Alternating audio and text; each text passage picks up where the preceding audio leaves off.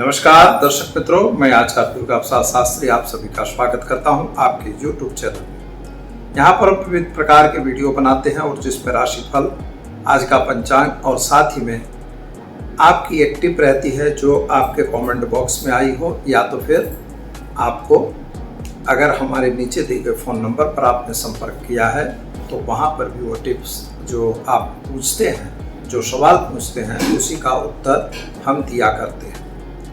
तो हम समय को बिगाड़े बिना पहले ये बात कर लेते हैं। अगर चैनल में आप पहली बार जुड़ रहे हैं तो उसे सब्सक्राइब कर दीजिए।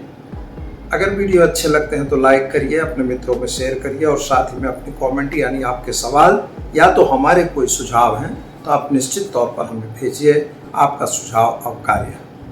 फेसबुक और इंस्टाग्राम पर भी हम पंचांग अपलोड करते हैं, साथ में शॉर्ट्स वीडियो भी देते हैं, तो ज़रा उसको भी गौर से देखने का प्रयत्न करिए, उसे फॉलो भी करिए। अगर अच्छा नहीं लगता तो आप हमें कमेंट बॉक्स में बताइए। तो चलिए दर्शक मित्रों, शुरू करते हैं आज का पंचांग। इसके बाद जानेंगे राशिफल और इसके बाद आपकी टिप। तो आज श्रावण महीने की कृष्ण पक्ष की आज जो है प्रतिपदा तिथि कही जाएगी और हिंदी पंचांगों में आज भाद्रपद की प्रतिपदा तिथि है और विक्रम संवत 2079, शक संवत 1944, पीर संवत 2548। दिनांक जो है वो 13 अगस्त 2022 का है और शनिवार का दिन है, यानी शनिवार का मतलब होता है पूर्व दिशा में यात्रा के लिए वर्जित। बाबिडिंग के दाने को चबा के आप उधर जा सकते हैं, जिससे आपके कार्य सफल होंगे। नक्षत्र आज सत्तार का रहेगा। योग शोभन है 7:49 तक। इसके बाद सुकर्मा योग की शुरुआत होगी। करण तैतिल रहेगा 14:14 तक। इसके बाद भव करण की शुरुआत होगी। राशि कुंभ रहेगी, यानी क श श श अक्षरों पर नामकरण किया जाएगा। जो बच्चे आज जन्म लेंगे उनका, जो उन बच्चों का आज जन्म हो रहा है अथवा जिनका जन्मदिन है, उन सभी को हमारे चैनल के परिवार की तरफ से खूब खूब हार्दिक बधाई। आपका जीवन ऐश्वर्य में रहे, यही हमारी प्रार्थना। दर्शक मित्रों, मंदिरों में हिंडोला यानी कि झूला भगवान के लिए चलता था, आज उसका समापन होता है। आज के बाद हिंडोला नहीं है। सावन महीने के दरमियान यह जो भगवान के लिए झूला झुलाया जाता है वह प्रवास समाप्त होगा। अब हम जानते हैं कि किस तरह से आज का रहेगा राशिफल। पहले मेष राशि से शुरू करेंगे। मेष राशि वाले जातकों के लिए सोर्स ऑफ इनकम तो अच्छी दिखाई देती है। खास तौर पर अगर किसी बाजार में शेयर बाजार वगैरह पर काम कर रहे हैं तो जरा थोड़ा सावधान रहिएगा। कर्म क्षेत्र के ग्रहों के कारण आपके कामकाज में सफलता मिलेगी।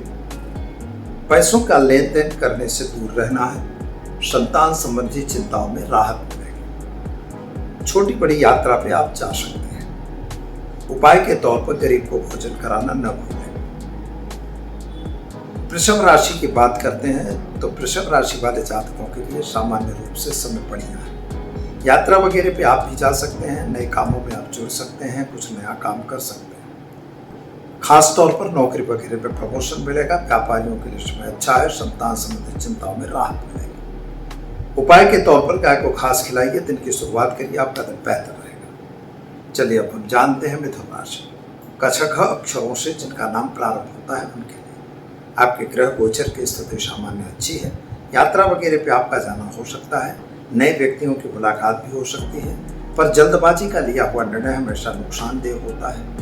मित्रों, एक बात याद रखिएगा कि कभी भी बाताकुंठी में करके अपने समय को बर्बाद मत कीजिए और अपने कार्य पर विशेष ध्यान दीजिए। क्या करना है तो आज आप एक गरीब को वस्त्र का दान देकर दिन की शुरुआत करें, अच्छा दिन रहेगा। चलिए अब जानते हैं कर्क राशि। डह अक्षरों से जिनका नाम प्रारंभ होता है उनके लिए आपके ग्रहों की स्थिति के हिसाब से सामान्य समय दिखाई देता है। अगर कहीं बाहर जाना है, कहीं यात्रा पे जाना है, टूर पे जाना है तो उसका प्लानिंग आज कैंसिल हो सकता है। खर्च जो भी करना है उसका आयोजन बनाइए। आयोजन बिना का खर्च आपके लिए नुकसानदेह होगा। स्वास्थ्य में संबंधी जो चिंताएं थी उनमें आपको राहत मिल रही है। माता और पिता के बीच का संबंध अच्छा है। क्या करना होगा तो आज आप गाय को चने की दाल गुड़ रोटी खिलाकर दिन की शुरुआत करें, अच्छा दिन रहेगा। चलिए अब हम जानते हैं सिंह राशि।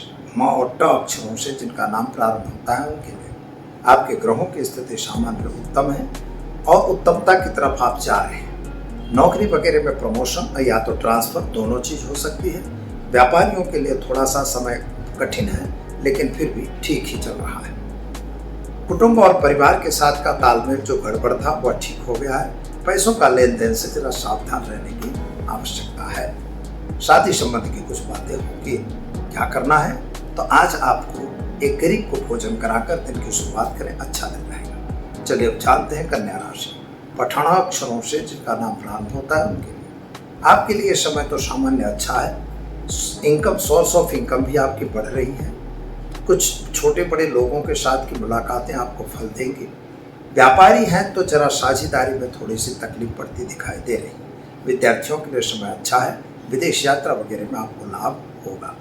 क्या करना होगा तो आज गाय को घास खिलाकर दिन की शुरुआत करें, अच्छा दिन रहेगा। चलिए अब जानते हैं तुला राशि। रता अक्षरों से जिनका नाम प्रारंभ होता है उनके लिए कुछ घरेलू वाद विवाद को छोड़कर बाकी दिन अच्छा जाएगा। सोर्स ऑफ इनकम थोड़ी सी घटती हुई जैसे जरूर आ रही है लेकिन पति पत्नी का संबंध अच्छा रहेगा। संतान को लेकर जो चिंता थी उसमें राहत मिलती हुई नजर आ रही है। कुछ जमीन मकान के कुछ प्रश्नों का सॉल्यूशन आप सोच रहे थे लेकिन वह सॉल्यूशन अभी नहीं दिखाई देता, इसलिए अपने मन को थोड़ा विचलन से दूर करिए और काम में लग जाइए। क्या करना है तो आज आप एक गरीब को वस्त्रदान देकर दिन की शुरुआत करें, अच्छा दिन रहेगा। चलिए अब जानते हैं वृश्चिक राशि। न या अक्षरों से जिनका नाम प्रारंभ होता है उनके लिए आपके ग्रहों की स्थिति सामान्य उत्तम दिखाई दे रही है। कुछ बड़े काम में आप जुड़ रहे हैं और बड़े बड़े कामों में जुड़ने के जो विचार हैं उन विचारों को कार्यान्वित करने में आपको समय लग सकता है। मित्रों, जल्दबाजी और क्रोध दोनों चीज़ों को छोड़ के काम आपको करना होगा। पति पत्नी का संबंध थोड़ा बिगड़ता हुआ नजर आ रहा है। संतान संबंधी चिंताएं आपको सताए रही हों ऐसा दिखाई देता है। अगर नया व्यापार करना है तो साझेदारी का ध्यान रख के ही काम करना होगा। क्या करना होगा तो आज गाय को चने की दाल और गुड़ खिलाकर दिन की शुरुआत करिए, आपका दिन बेहतर रहेगा। चलिए अब जानते हैं धन राशि। भड़ अक्षरों से जिनका नाम प्रारंभ होता है उनके लिए आपके ग्रहों की स्थिति के हिसाब से अगर देखें तो समय तो परिवर्तित दिखाई दे रहा है। कुछ नया काम आपका हो रहा है और नए काम में आप जुड़ रहे हैं। नए काम में आप आगे भी बढ़ रहे हैं। भाइयों के बीच थोड़ी सी तकरार भी दिखाई देती है। जमीन मकान के कुछ प्रश्नों का सॉल्यूशन आएगा। दुकान अगर चला रहे हैं तो उसकी अच्छी बिक्री दिखती है लेकिन नौकरी वगैरह में थोड़ा सा सहन करना पड़ सकता है। क्या करना होगा तो आज गाय को चने की दाल गुड़ रोटी खिलाकर दिन की शुरुआत करें, अच्छा दिन रहेगा। चलिए अब दर्शक मित्रों जानते हैं मकर राशि। खज अक्षरों से जिनका नाम प्रारंभ होता है आपके ग्रहों की स्थिति सामान्य अच्छी है और एकता की तरफ आप जा रहे हैं। नए कार्य की तरफ बीच बढ़ रहे हैं। कुछ नया कार्य आपके मन में और दिमाग में चल रहा है, उसी कार्य को आप कार्यान्वित करिए। दूसरी एक बात है कि आर्थिक रूप से यह समय बहुत अच्छा नहीं दिखाई देता। कामकाज की भी तकलीफ पड़ रही है, यानी व्यापारियों को थोड़ा सावधान रहने की जरूरत है। नौकरी करने वालों के लिए समय सामान्य अच्छा है। क्या करना होगा तो एक गरीब को भोजन कराइए, दिन की शुरुआत करिए, अच्छा दिन रहेगा। चलिए अब हम जानते हैं कुंभ राशि। गशा अक्षरों से जिनका नाम प्रारंभ होता है उनके लिए आपके ग्रहों की स्थिति सामान्य अच्छी है। नया काम भी आपका हो रहा है। जमीन मकान के सॉल्यूशन भी आ रहे हैं। पति पत्नी का संबंध भी अच्छा है। संतान प्राप्ति के योग भी बन रहे हैं और विद्यार्थियों के लिए समय अच्छा है। विदेश यात्रा वगैरह में लाभ आपको जरूर मिलेगा। क्या करना होगा तो आज आप गाय को चने की दाल गुड़ खिलाकर दिन की शुरुआत करिए, अच्छा दिन रहेगा। चलिए अब जानते हैं मीन राशि। दशा अक्षरों से जिनका नाम प्रारंभ होता है उनके लिए आपके ग्रहों के हिसाब से आपका समय बढ़िया है। काम कुछ नया हो रहा है और नए काम में आप जुड़ते हुए नजर भी आ रहे हैं। कुछ बड़ा काम आप करना चाहते हैं लेकिन उसमें थोड़ी सी तकलीफ पड़ रही है। संतान संबंधी चिंताएं आपको सताएंगी। खासतौर पर इकोनॉमिकल प्रॉब्लम आपको चल रहा है और अभी चलता रहेगा। ध्यान रख के काम करना जरूरी है। क्या करेंगे मित्रों तो आज आप गाय को चने की दाल गुड़ रोटी खिलाकर दिन की शुरुआत करिए, अच्छा दिन जाएगा। तो दर्शक मित्रों, यह तो देखा हमने 12 राशियों का राशिफल कैसा रहेगा वह, और अब हम आपको बताने जा रहे हैं कि वास्तव में हमें क्या करना चाहिए और कैसे करना चाहिए। तो आज का जो प्रश्न है आपके लिए, तो सबसे बड़ा प्रश्न आज का यह है कि हमारे मन में बहुत से विचार आते हैं, लोग यह कहते हैं भैया काल सर्प दोष क्या है, पितृदोष क्या है, अथवा तो विष दोष क्या है, राजयोग कब होगा। कुंडलियों में ऐसे सब बहुत से सवाल हैं। तो इन सवालों में से आज हम काल सर्प के बारे में आपको बताएंगे। काल सर्प इसलिए कि अब नाग पंचमी आने वाली है, तो नाग पंचमी आने के पूर्व काल सर्प की पूजा करनी चाहिए, उसका सिस्टम है, इसलिए काल सर्प के बारे में बता रहा हूँ। काल सर्प के बारे में ऐसा शास्त्रों में मिलता है कि जब आप किसी नाग देवता का वध किए हो, यानी उसको मारे हो, तो पूर्व जन्म में अगर मारा है तो अगले जन्म में वह काल सर्प आपकी कुंडली पे बनता है, ऐसा शास्त्र में कहीं लिखा है। लेकिन मैं जो कह रहा हूँ और ज्योतिष जो कह रहा है, तो यह राहु और केतु नाम के दो ग्रह हैं। एक्चुअली इन दोनों को छाया ग्रह कहा जाता है। छाया ग्रह के बीच में अगर सारे ग्रह आ जाते हैं तो काल सर्प दोष बनता है। अब इस दोष को कहीं कहीं नहीं मिलता है, मतलब सभी इसको प्रतिपादित नहीं करते काल सर्प दोष है ही है। कुछ लोग तो मानते ही नहीं कि काल सर्प नाम का दोष ही नहीं होता, लेकिन ऐसी बात नहीं है, काल सर्प नाम का दोष है। अब यहाँ पर राहु और केतु के बारे में ये भी बताया जाता है कि राहु जो था तो चंद्रमा के बीच में आ गया, सूर्य के बीच में बैठ गया, इसलिए उसको भगवान विष्णु ने मतलब अमृत पिलाते वक्त काट दिया।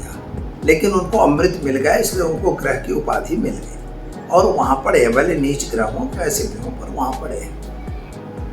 अब उनकी छाया उन पर पड़ती है, इसलिए इसको छाया ग्रह भी कहते हैं।